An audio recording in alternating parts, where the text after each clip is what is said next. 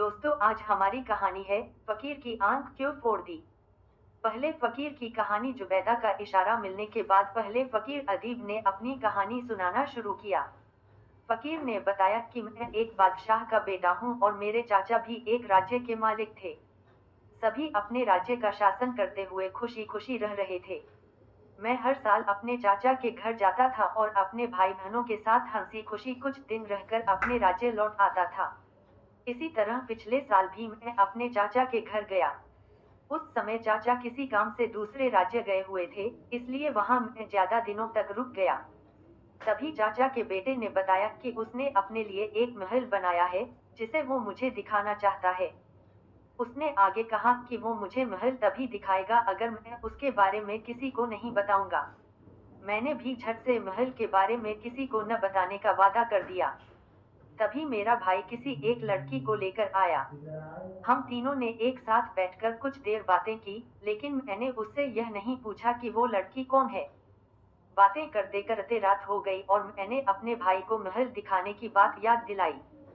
तब भाई ने मुझे कहा कि पास के एक कब्रिस्तान में तुम इस लड़की के साथ जाओ। वहां एक नई कब्र दिखेगी, वो महल का रास्ता है। उसके अंदर जाना और मेरा इंतजार करना। मैंने ऐसा ही किया। उस जगह पर पहुंचते ही हमने देखा कि भाई वहां पहले से ही खड़ा था। उसने तेजी से उस जगह को खोदना शुरू किया, तो मिट्टी के नीचे से एक बड़ा सा लकड़ी का दरवाजा दिखा। उस दरवाजे को खोलने के बाद एक सीढ़ी दिखाई दी। मेरा भाई उस लड़की के साथ सीढ़ी से नीचे उतरने लगा। तभी उसने पलटकर मेरी तरफ देखा और कहा कि अब तुम यहाँ से चले जाओ, मैं इस लड़की के साथ अपने महल जा रहा हूँ और जाते हुए दरवाजे के ऊपर मिट्टी डाल देना, ताकि महल ऊपर से कब्र जैसी ही दिखे। मैंने उसकी बात सुनकर वैसा ही किया और चाचा के घर जाकर सो गया।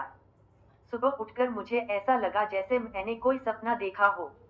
मैंने चाचा के दरबान से भाई के बारे में पूछा, तो उन्होंने बताया कि वो रात से ही घर में नहीं है। तब मुझे समझ आया कि वो सपना नहीं, बल्कि सच्चाई थी। फिर मैं जल्दी से उस कब्र वाली जगह में गया, लेकिन वो कब्र मुझे दिखी नहीं जिससे होकर उस महल का रास्ता जाता था। मैं थक हार कर वहां से वापस आ चाचा के राज्य में सभी लोग परेशान थे। उनके मंत्री यह सोच रहे थे कि चाचा के लौटने के बाद वो उन्हें क्या जवाब देंगे कि उनके महल का शहजादा कहाँ है। मैं भी उस महल वाली बात से परेशान था, इसलिए मैंने अपने घर लौटने का मन बना लिया। मैंने मंत्री से विदा लेकर मैंने कहा कि चाचा को कह देना कि मैं यहाँ आया था। वहां से निकलकर मैं अपने राज्य पहुंचा।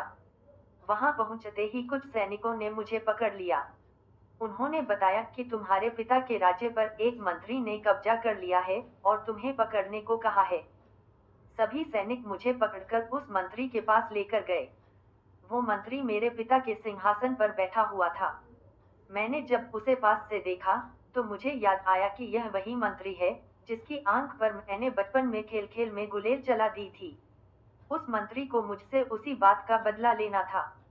उसने मुझे देखते ही अपने हाथों से मेरी आंख फोड़ दी और कहा कि बचपन में मैं तेरे साथ कुछ नहीं कर पाया, लेकिन आज मैंने तुझसे बदला ले लिया। इतने से भी जब उसका मन नहीं भरा, तो उसने मुझे एक पिंजरे में बंद करके जान से मारने का आदेश सुना दिया। जल्लाद मुझे मारने के लिए घोड़े पर बैठाकर एक जंगल में लेकर आया और तलवार निकालकर मुझे मारने लगा। उस समय मैंने जल्लाद को याद दिलाया कि उसने मेरे पिता का नमक खाया, इसलिए वो मुझे न मारे। इतना सुनकर उसने मुझे छोड़ दिया और कहा, आसपास कहीं भी मत दिखना, वरना मुझे तुम्हें मारना पड़ेगा। जान तो बच गई, लेकिन आंखों में बहुत दर्द था और भूख से हालत बहुत बुरी हो गई थी।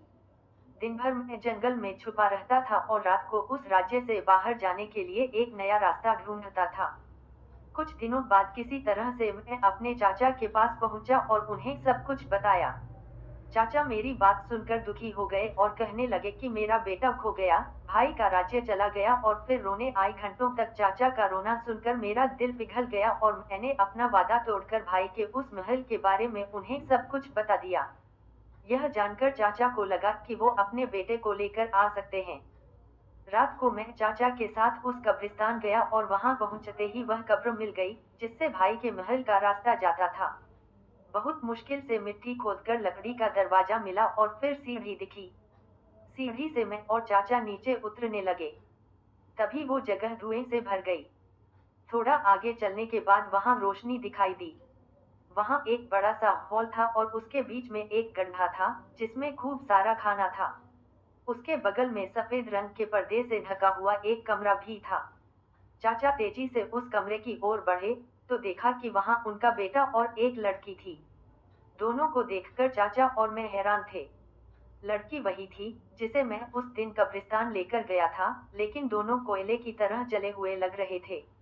मैं दुखी होकर वहीं बैठ गया पर चाचा अपने बेटे को डांटने लगे।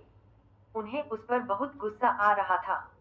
चाचा ने अपने बेटे को कहा, तूने अपना ये जन्म बर्बाद कर दिया, और उसे मारने लगे।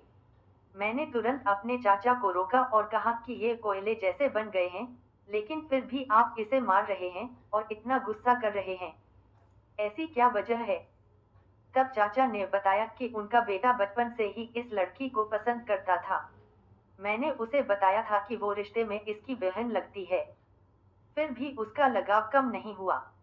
दोनों को एक दूसरे से दूर करने के लिए उन्हें अलग अलग महल में रख दिया। मेरे बाहर जाते ही ये उसे लेकर इस महल में आ गया। भगवान ने इसे गलत मानकर इन्हें ये सजा दी है। इनके कर्म की वजह से इनका यह हाल हुआ है। इसी वजह से मैं बहुत दुखी हूँ। उसके बाद चाचा ने मुझे अपने राज्य में हमेशा के लिए रहने के लिए कहा। फिर हम वहां से निकले और उस जगह पर मिट्टी डालकर अच्छी तरह से ढक दिया। उसके बाद हम चाचा मुझे अपने राज्य लेकर गए। वहां पहुंचते ही पता चला कि उस पर भी मेरे पापा के राज्य पर कब्जा करने वाले मंत्री ने हमला कर दिया है। राज्य को बचाने के लिए चाचा और मैंने खूब लड़ाई की। लड़ते लड़ते चाचा की मौत हो गई। फिर भी मैं लड़ता रहा। तभी मुझे मंत्री के एक सैनिक ने पहचान लिया। उसने मेरे ऊपर दया करते हुए मुझे वहां से भागने का मौका दिया। मैं किसी तरह से वहां से निकलकर थोड़ा आगे गया और सबसे पहले अपनी दाढ़ी, मूंछें और भौहें साफ कर दी, ताकि मुझे कोई पहचान न सके। उसके बाद मैंने फकीर के कपड़े पहन लिए। फकीर बनकर कुछ दिन मैं उसी राज्य में रहा और धीरे धीरे अपना रास्ता ढूंढकर चाचा के राज्य से निकल गया। दूसरे राज्यों में लोगों से पैसा और मदद मांग कर जीता रहा। एक दिन घूमते घूमते मैं खलीफा हारून रशीद के राज्य आ गया। मुझे उन्हें मेरे साथ हुआ किस्सा सुनाना था और न्याय मांगना था, लेकिन यहाँ पहुँचते पहुँचते रात हो गई थी। तब रात बिताने का इंतजाम करने के बारे में सोचना पड़ा। तभी कुछ देर आगे बढ़ने पर मुझे दूसरा फकीर मिला। उसने मुझसे बड़े अच्छे से बात की और मैंने उससे पूछा कि वो इस राज्य से है या नहीं। जवाब में उसने बताया कि वो भी दूसरी जगह से आया है। हम रात बिताने के बारे में कुछ सोच ही रहे थे कि तभी तीसरा फकीर भी वहां आ गया। हमें वो भी परदेसी लगा। हम तीनों ने मिलकर फैसला लिया कि हम सभी एक साथ रहेंगे और एक दूसरे की परेशानी में हमेशा मदद करेंगे। उसके बाद रात के लिए खाना और रहने की जगह ढूंढने के लिए हम तीनों एक साथ निकल गए। इसी दौरान घूमते घूमते मैं अन्य फकीरों के साथ जुबैदा आपके दरवाजे में आ पहुंचा। आपने यहाँ हमें अच्छे से खाना खिलाया, जिसका मैं धन्यवाद करता हूँ। बस यही है मेरी कहानी। अब आप मुझे माफ कर दीजिए और मुझे मारने का आदेश वापस ले लीजिए। पहले फकीर अदीब की कहानी सुनकर जुबैदा ने कहा, ठीक है, तुम यहाँ से जा सकते हो। फकीर को खुशी हुई, लेकिन वो भी अन्य फकीरों का किस्सा सुनना चाहता था। उसने जुबैदा से वहां रुककर दूसरे फकीरों की कहानी सुनने की इच्छा जाहिर की। जुबैदा ने उसे मजदूर के पास जाकर चुपचाप बैठने की इजाजत दे दी। उसके बाद जुबैदा ने दूसरे फकीर को अपनी कहानी सुनाने के लिए कहा। हमारी अगली स्टोरी में जानिए दूसरे फकीर की क्या कहानी है। दोस्त, कहानी अच्छी लगी हो तो चैनल को लाइक, शेयर और सब्सक्राइब करें।